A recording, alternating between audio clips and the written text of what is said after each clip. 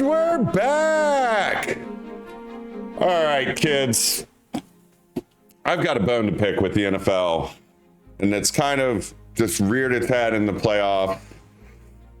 And yeah, like, I love this game of football. I'm guilty, just like all of you guys. But you know what?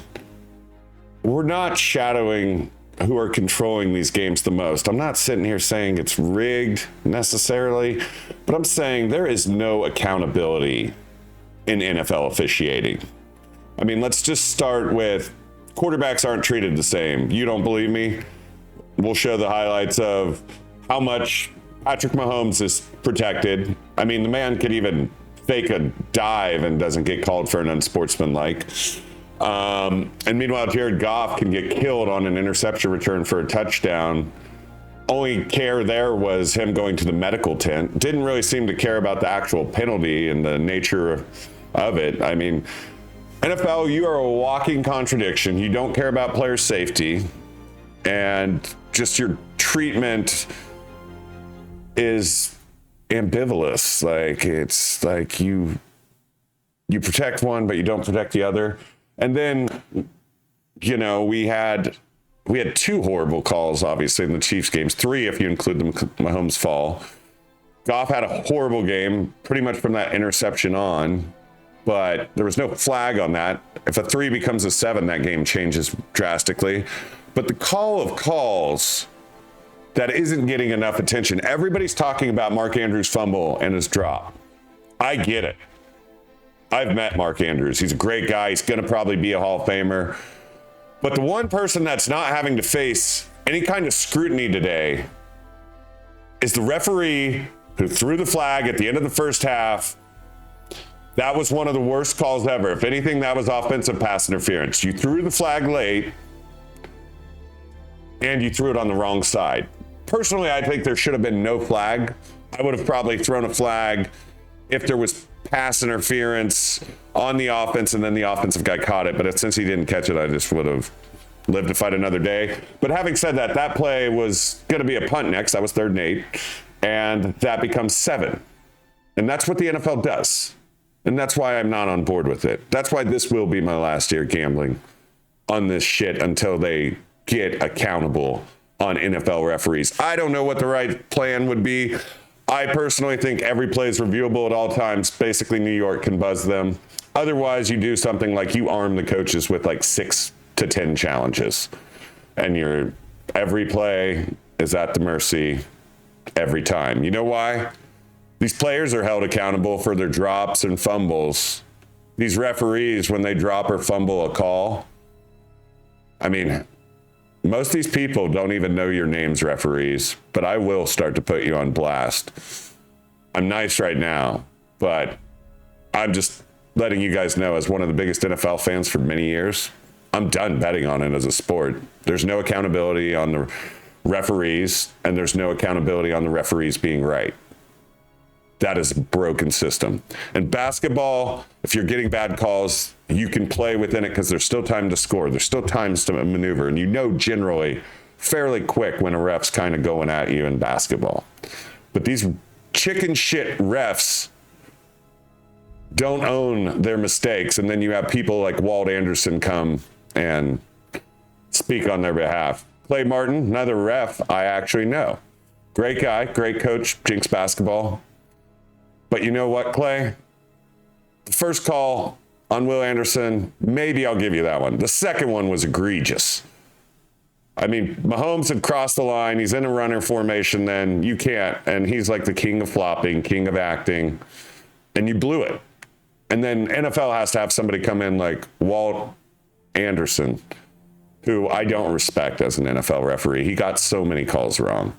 That is my point. It's like John Runyon. John Runyon's in charge of issuing player fines. He has one of the dirtiest hits I have ever seen a human do on someone. And I'll show you in the clips. Having said that, I just want you to know I've really enjoyed doing this. I'll gladly give you my feedback, but I'm not going to make it as betting based. I'm going to get way more content creative on just trashing what is wrong with this game. It's a beautiful game. It's the only game where everybody has to be on the same page. As you saw with Mark Andrews' drop, 10 players can make the play, and if that 11th doesn't do it, it hurts. It can cost you the game.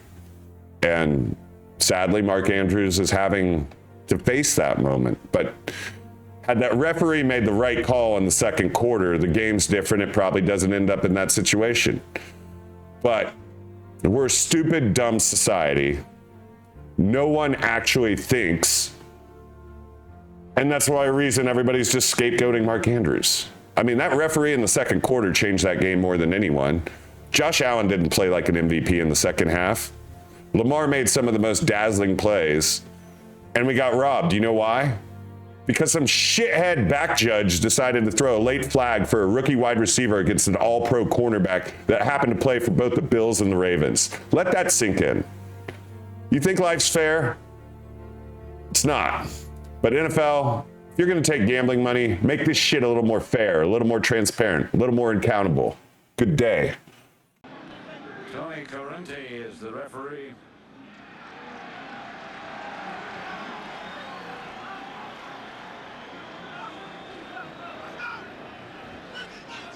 John Runyon is always looking for something to knock down.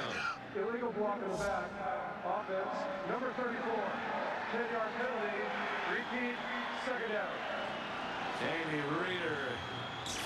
But watch John Runyon. Yeah, let's just watch him anyway. Because when he comes, you better never, ever stand around the pile when John Runyon's around. That's one of the first lessons that I ever learned playing in the NFL.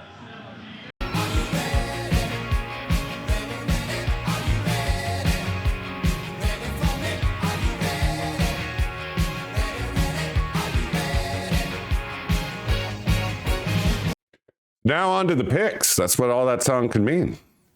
But we're essentially done with the NFL here at Back Pocket as far as our gambles. In that, we got a big game tonight. And in honor of the great Bob Uecker, who can frame a fictitious game starring Eddie Harris and Rick Vaughn taking on the penultimate New York Yankees. I mean, this is a classic underdog story. But I'm going to give you the sure thing first. Take the Clippers first half game. Game should be at about 6. Clippers is first half 3 to 3.5. And then Notre Dame money line should be floating anywhere from 295 to 315. If you're feeling really frisky and want to risk it for the biscuit, wrap all 3 into a beautiful parlay. Parlays expect to lose if you do that. All parlays, you got to understand you're going to probably lose. I'm confident in all 3 of those picks. I've parlayed them, but I'm not necessarily encouraging you. Bet them all individually if you want to be a little more risk averse. But I wish you guys well. We're going to pivot in onward and upward. NBA is my jam. Just pay attention to this channel. You'll see when I post. But Clippers will be bet number 1. And anybody who's watched this channel knows I've ripped the Clippers apart. Be well, bet well, be nice tonight.